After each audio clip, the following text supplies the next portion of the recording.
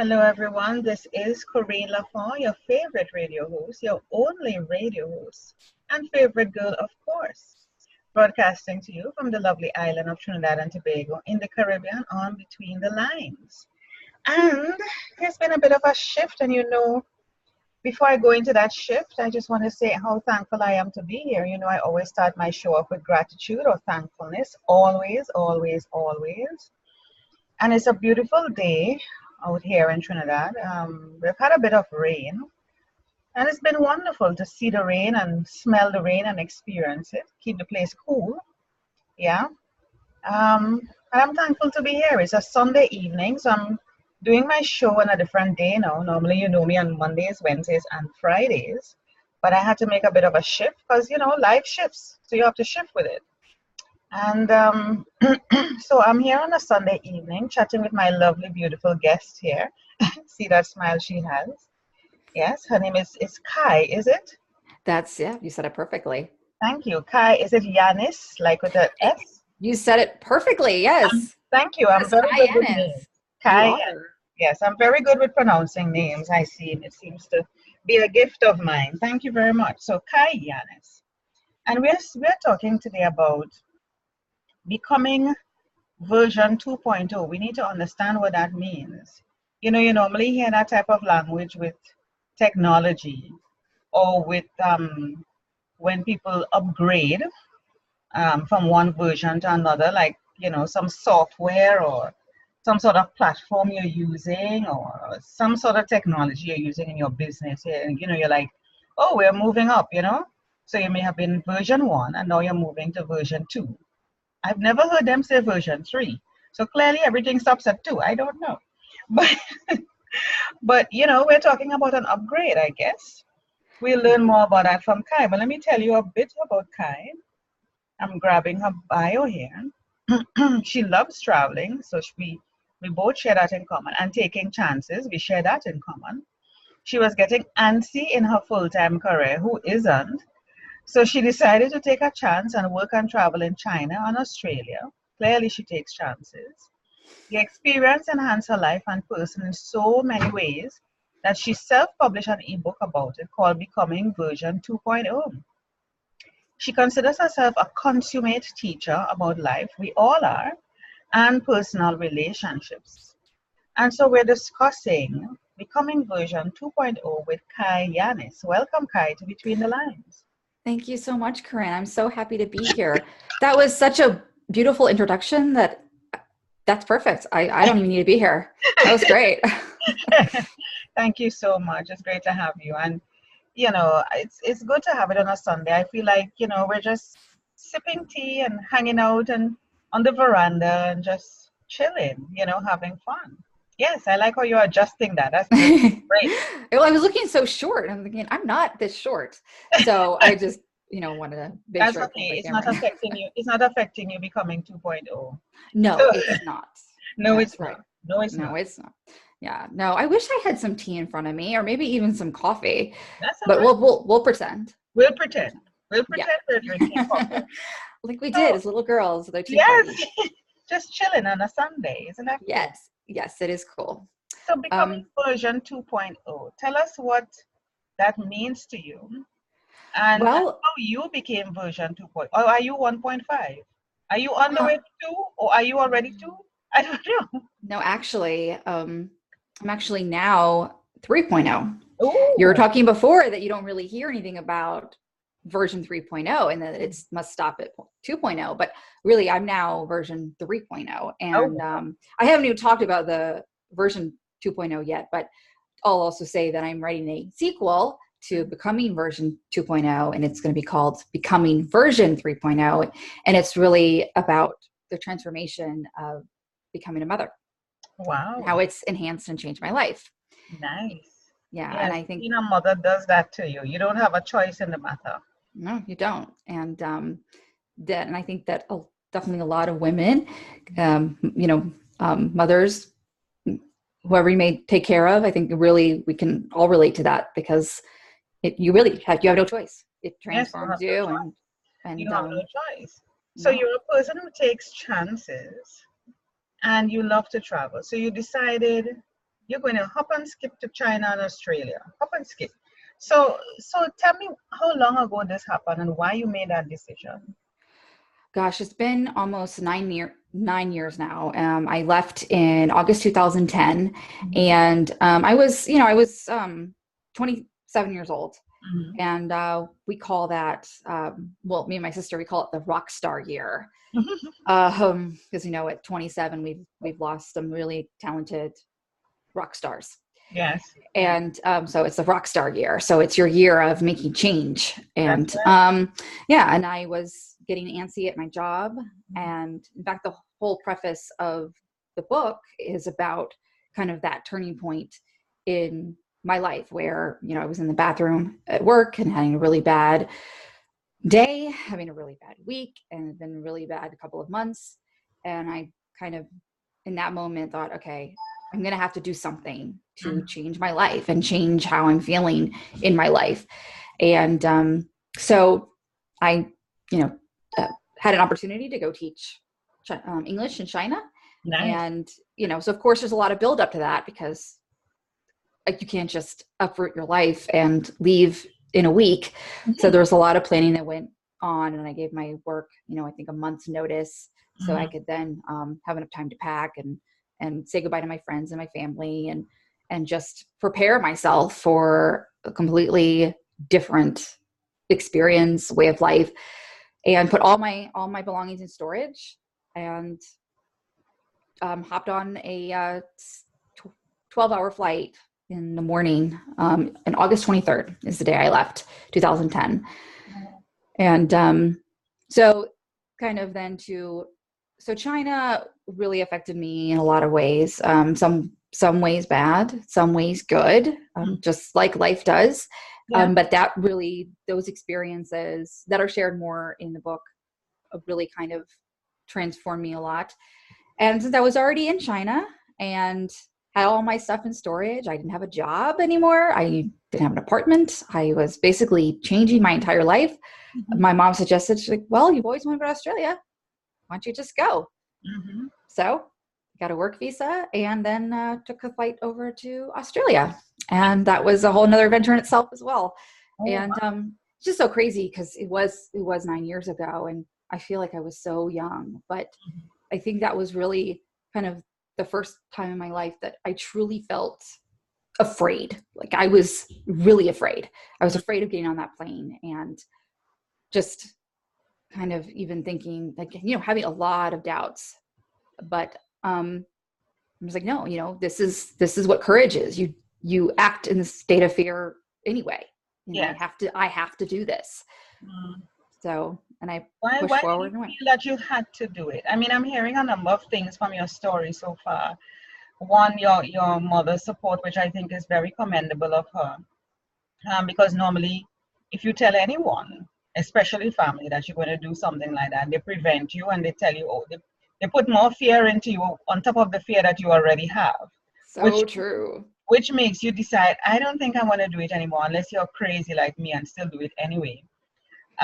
You really didn't have a job, no apartment, no anything. So I'm thinking to myself, how the hell did you manage and stayed? Where did you stay? I mean, you just took a plane and decided to go somewhere, no roots, no nothing. How did you manage? And what's going through my mind is, would you recommend this to any young person or any age person to do? Whether or not they're feeling antsy in their job, would you recommend it? I would recommend it if they first, were wanted to figure out who they were. I think you brought up a good point when you said, why did you have to do it?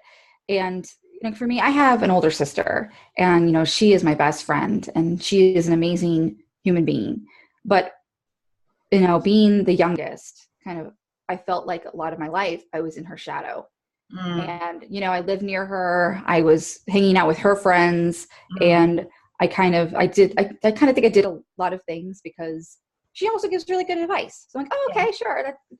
And it was just kind of one of the reasons that I needed to become Kai Hmm. instead of my sister's name is Zaya's sister, or, Mhm. my mom's daughter, or Yeah. just Yeah. kind of getting out of that shadow Yes. and doing that. And then of course with kind of the corporate arena, Mhm. it's hard to go to work Monday through Friday full time and not really have that freedom that you would like, and always having to follow orders and kind of in a way being a shell of Yeah. who you truly are, because you want to be professional Mhm. and put on a good appearance. And I think I just really needed to step back and say, okay, do I want to even do this? Do I want to work in corporate America Mhm. till I retire? Yeah. Yeah. And I was not really in the best. I was in a semi relationship, Mhm. and wasn't really the best thing for me, the Mhm. best person for me. And I think it's just a culmination of everything in my life Yeah. Yeah. since, just kind of coming to a head. And Yeah. my sister even asked me, said, well, would you, if suppose you told your work that you were leaving and they offered, to give you a raise of like Yeah. $10,000, would you take it? I said, no, Yeah. That's I a very wouldn't. good. Like, I That's a have to very do this. good thing. I always think about that. If somebody were to tempt you and say, "Well, I'll keep you," would you still leave? Would you? Yeah. Would you? They Would were you? fine when they Would you? left. They didn't try to get me to stay or anything. But imagining that scenario, they would say, okay, we will give you a raise of this much money if you stay here. Mhm.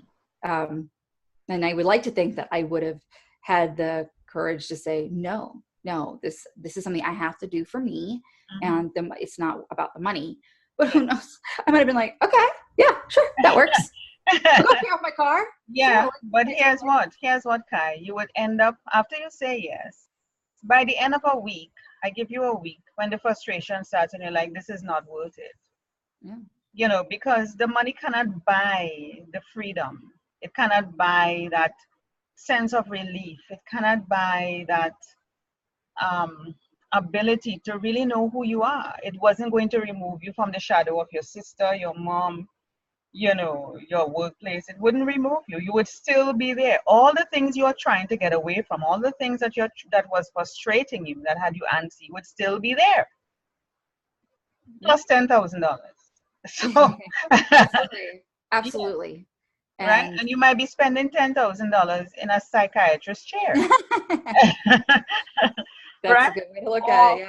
Yeah. yeah, or on medical bills, or drinking yourself to sleep, or you whatever, because the frustration is still there. So it is an important point you raise, and it's something that I think about, and it's something that we all need to think about, what it is that would, you have to think of all the possibilities, putting fear aside and say, okay, let's say I wanted to do this or that, and my job or my husband or my spouse or my current boyfriend, I'm trying to come out of this relationship, and they come and they say, oh, I will change, or because they know the things to say to keep you there. Would you stay? What is more important? It really comes down to what is really important. Are you more important than the things? Is your life, your happiness, it boils down to that, more important than the things, the material things that really, your life and your happiness, there's no price on it. So you're in other words, is your happiness worth $10,000? You And understand? Is your happiness worth $10,000? No, it's priceless. yeah, absolutely. It's And priceless. And becoming version 2.0 or even 3.0 or 4.0, there's no price. There's no absolutely. price. And I think that's why I would um, recommend for people to get that time to Mhm. just be truly 100% authentic and live your best life, your true life. And whether that means that you go travel to China, or get a degree that you've been wanting to get, or you join a group that you've been wanting to part of. I Mhm. think we all need to do things that we want to do.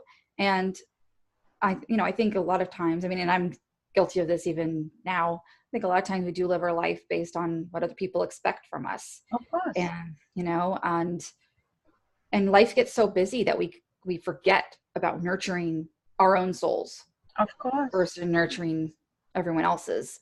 But that's what we have been trained to do. We have been trained and programmed, Kai, by society, by school, by our parents, caregivers, media, that we are supposed to be self-sacrificial. We are supposed to keep giving, and people keep taking. I notice both of them are outwards from you. You keep giving and people keep taking. Nothing is coming into you. They're not giving to you, and you're not giving to yourself. So you keep pouring out, and your worth, your value, your contribution is based on how much you give and how much is taken from you.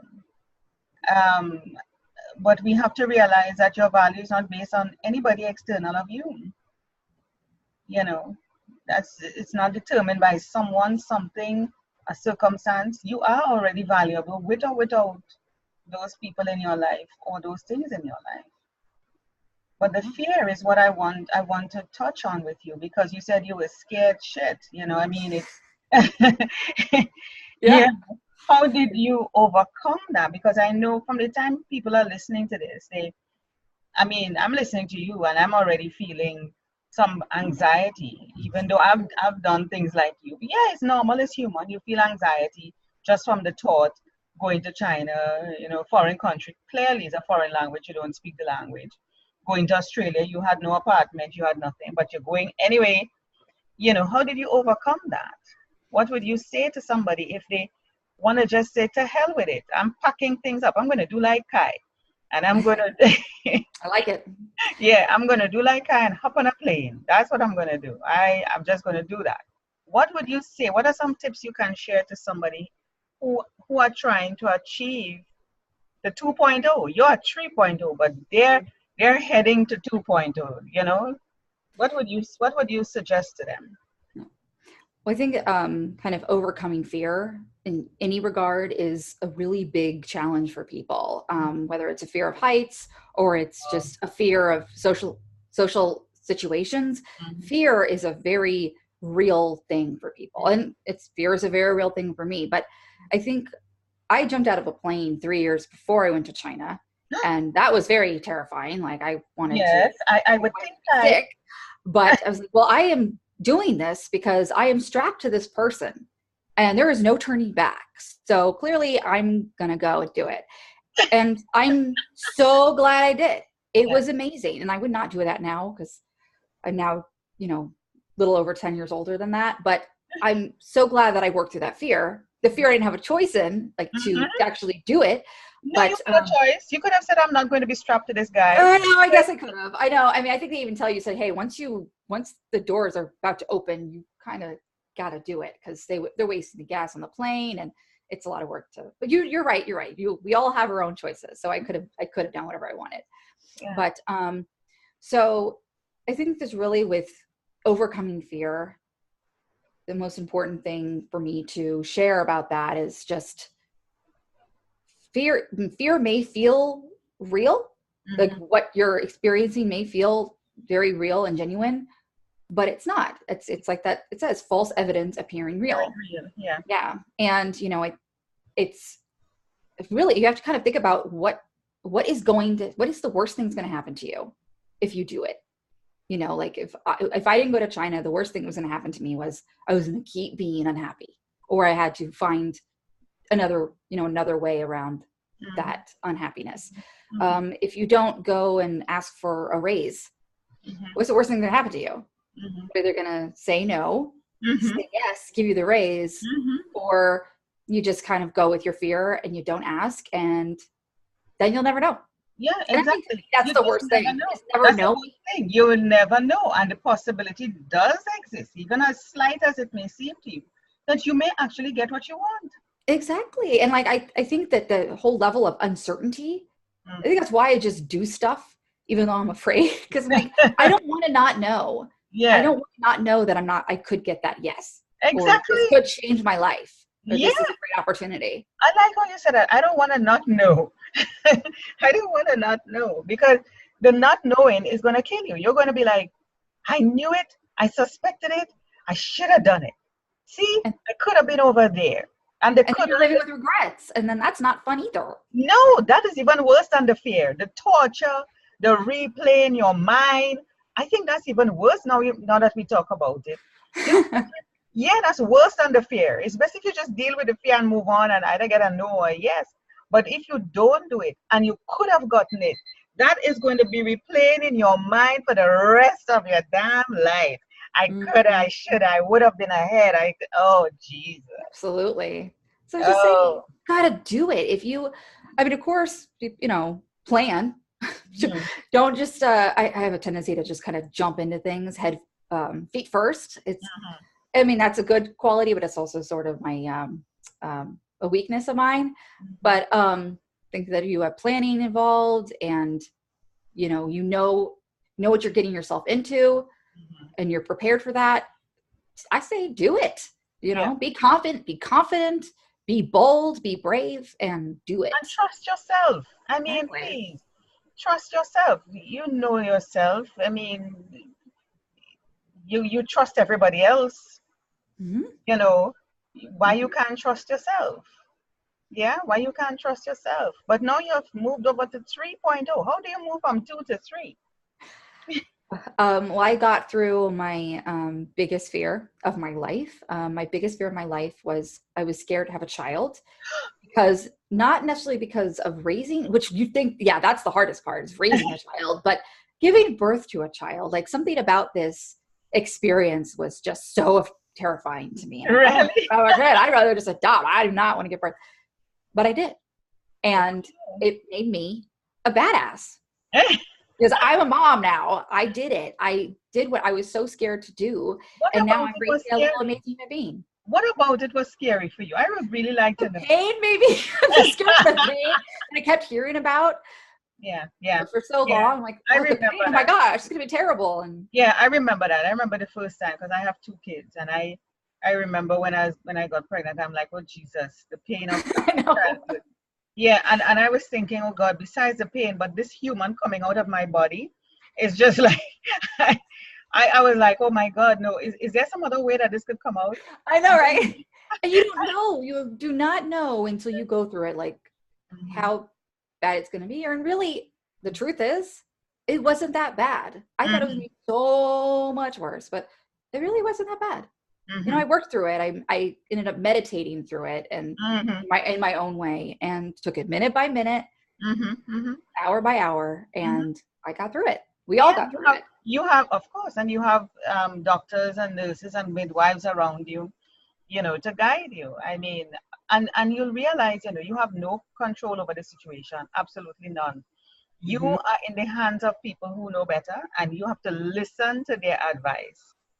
You don't have a say because you don't know what's going on. All you know is that you're lying there and you have to follow the instructions specifically, or else you can put yourself in danger.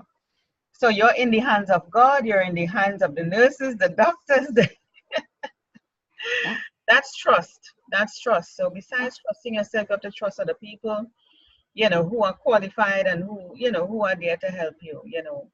Life is all about us. I think moving from 1 to 2 to 3 to 4 is really along that journey of trusting yourself, knowing who you are, getting the right people around you, getting over fear, looking at fear in the eye and say, what's worse? What's worse than you? The self-torture, the constant broken record playing in your head of not knowing what you could have achieved is worse than the fear, really. Absolutely. Worse than the fear. I want to switch over to your website, Kai. You have a website, I think. Do you? I do, yes. Give me a second here. Let me get a page.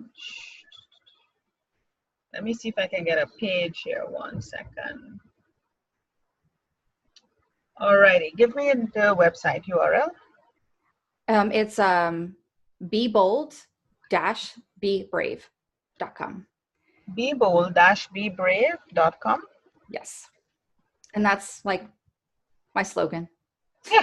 Well, yeah. After what you just I guess I made myself a brand. Right. So let me share it on the screen here. Great. And your book is supposed to be there as well. Yes.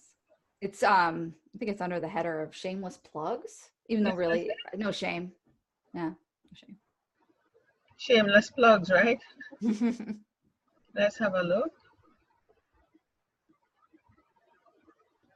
Kaiisms. I like that. Kaiism. What does Kai mean? I like the name Kai. It's Hawaiian for ocean. Yes. I am not Hawaiian. So my parents just saw the name in the baby book and they liked it. And they're I can still consider them hippies. Yeah. So, and I told you my sister's name is Zaya. Yes. So we just have some really, really cool first names. I love that, Kai. I like that. Thank you. So this is a book, Becoming Version 2.0, and it's on a beach like if you're in Hawaii. Well, actually, so the story with this cover is, I mean, I don't even know if it's noticeable, but I was going like high concept. So on the one side, on the left side, it looks more pixelated, like a 1.0 beta version.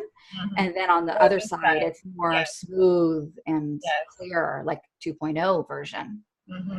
Like you were saying earlier about technology. I mean, that's really kind of what I was thinking. And so that's a piece of art that I got from the Sydney, Australia Art Festival.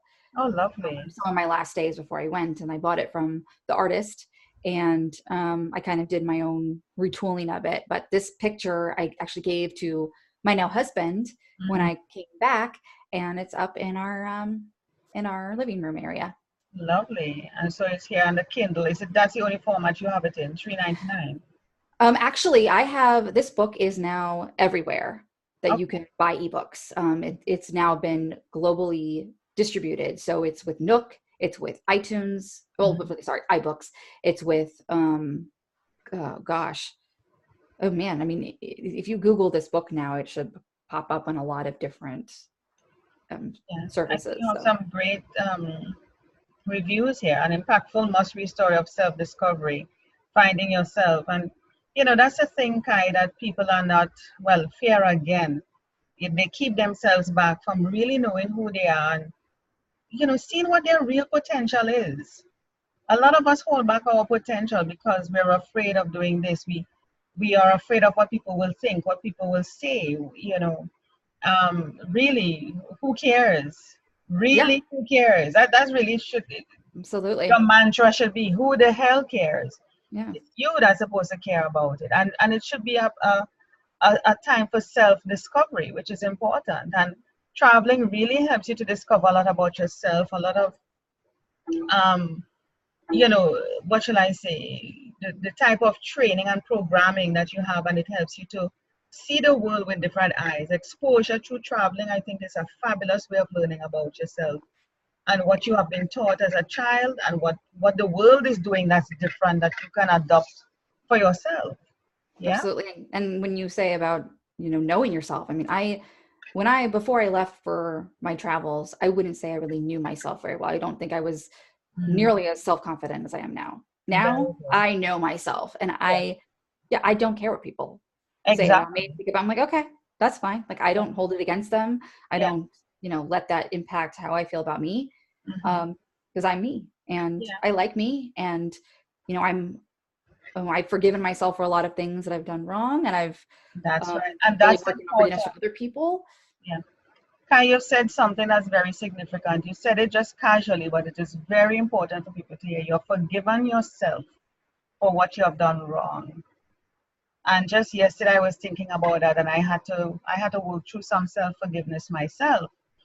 Because like I mentioned before, that whole mental monkey chatter that happens in your mind, that broken record that keeps coming back to torture you, to haunt you, to make you feel bad, bring shame and guilt to you for things that, whether you consciously, unconsciously, knowingly or unknowingly have done, you have to forgive yourself, because that's where it attacks you.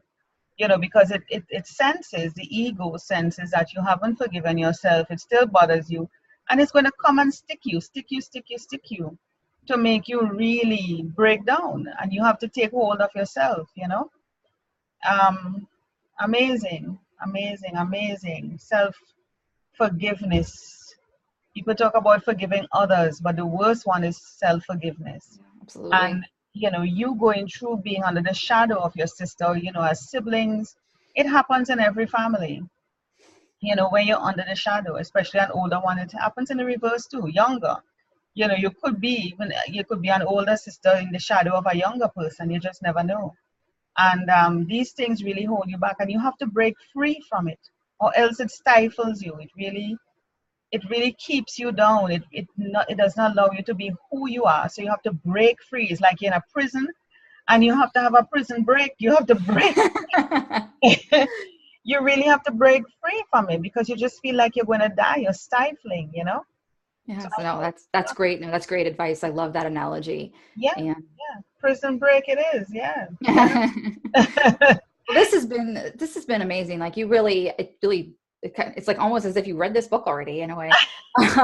But there's I think there's a lot of truth in this book that people can see themselves in, and I think my big focus, just when I'm not working at the grind Monday through Friday, is really trying to help people, inspire people, help them work through their fears, and just to really look at life in a different way, have a different perspective. Yeah, and that's important, and traveling allowed you to do that. And just like how you have this image here, I mean, just take a leap of faith. Just take a leap. Yeah. Absolutely. Yeah, you have afraid of certain fears holding you back. Let's have a quick look at that. So this is me working with affiliate companies to kind of that are more phobia based. Yes. So if you have a fear of heights or social anxiety, even a fear of driving, yes, I have my affiliate links in there. That's lovely. This is really good. Getting over your fear. Ew. No, I think this is really good, because we all have fears that we have to deal with.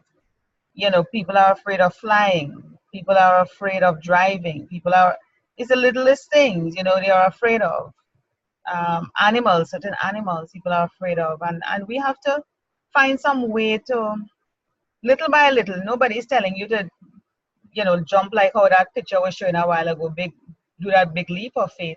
But you can do the baby steps towards getting used to it, So you're working on 3.0 now, you said. Yes, I am. Yes, is that a new book in the series? Yes, I do. It is going to be a book in the series, because I really started thinking about the relationship that I have with my daughter, and just how she's just taught me so much. She's only 2. So there's so much more to go. She's more intelligent than you, I'll have you know. She's only 2. She's only 2. That's why she's teaching you. She, and she's fearless. She's absolutely fearless. She does she just does it. And so she's really helped change my life. And I thought, I think that would be a really good, kind of a next book after this one, and talk about that. And we've all, our children, like you said, they transform us, and there's really no way around it. And I like how you have this boldness and bravery together like peanut butter and chocolate. Now, really no. I mean, I'm not. I'm not a peanut butter fan, and I can't have chocolate, but I do relate. I can relate to it. I like peanut butter fine, but I really only like it with peanut, like in chocolate, like chocolate ice cream or a smoothie. That sounds very fattening to me. So I am not even going to go there, Kai. So I can't believe you can't have chocolate. No, it's for the best. That was for the best. No, I used to have a lot of chocolate, but I can't anymore. My body just can't. So I've had enough of my share over the years, but so anybody who tries to torture me about it, I'm like, hey, I was there. It's okay. I know about chocolate. At least you know about it, I know about it. I've been there. I've done chocolate and everything, but no, I'm not into chocolate, so I'm good. But boldness and bravery go together like peanut butter and chocolate. So I'm happy for you and all those who love peanut butter and chocolate. Well, what would go together good for you? I'm intrigued. Like, I'm thinking about the mango I have in the fridge right now that I just remembered I had to eat. Yes, the mango. Just mangoes by itself. Or I just love vegetables. Boldness and bravery go together like mangoes by itself. Like a mango smoothie or a mango and something smoothie, melons. I I just love love fruits. Yeah, yeah. I love fruits. I love smoothies. And are these and these mangoes grow in Trinidad and Of Tobago? course, we're in the Caribbean. It's a fruit in the Caribbean. So you Right. can just, the fruit is on the tree right outside. I can pick it. So That's I great. have it. I have it chilling, waiting for me in the fridge. So I'm good to go. So when I'm eating my mangoes, I'll be thinking about being bold and brave. Right. You have Oh, to. You have yes, to. and getting over my fears. Every time I take a bite into my mango, there goes a fear. Fear disappears. Every time I take a bite, fear gone, gone, gone. Mangoes are very wow. Mangoes have a lot of fear releasing That's right. As of ingredients. You today, do. as of today, it has a I lot like of it. fear releases. So eat a mango, and all your fears are gone. I just made that up, and probably it might work. Oh, There you go. And you can be a spokesperson for mangoes. that's right. That's right. First promo for mangoes. That's right. Okay. Oh my goodness, this has been good. I'm happy to see that you have grown, that you are little by little getting over your fears. I'm sure you're not done with them, or they are not done with you. Because Yeah, once you're on this earth, there will be some fear coming at you in some way or form, at some level, at some intensity. And, we have to deal with them. And once we're on this earth and dealing with people, there will always be fears. But like you said, fear is really false evidence appearing real. It's not real, it's just your mind playing tricks on you and creating another reality to make you feel that something is wrong, that it's going to hurt you. Nothing is going to hurt you. The thing doesn't even exist. It's just in your mind. So I'm happy absolutely. to see that you have grown, you have taken chances, you have traveled, and you're still here with us on this earth to be able to share your story with everyone, and even through motherhood for those who are afraid of being a mother in one way or form, whether it's childbirth or being a parent or raising a child. It's the scariest thing ever, but it's the best thing ever. It is. I want to thank It, you. it is. Thank you so much for having me on the show. And I've really enjoyed myself and you're an amazing person. And Thank you are my favorite radio host now. you. See So what I'm saying? So what I said at the beginning is not a lie. Same no. thing with the mango. Eat the mango, every bite, fear gone. Fear gone. Thank you so much, Kai. All the Thank best to you. you. And You too. I want us to keep in touch. Let's find out what's happening with 3.0. You may end up coming back on my show to discuss 3.0. Yeah, I would love that. I'll be here. Wonderful, wonderful. Happy to have you on Between the Lines. Thank you so much, Corinne. Have a great rest of your day. Thanks for having me.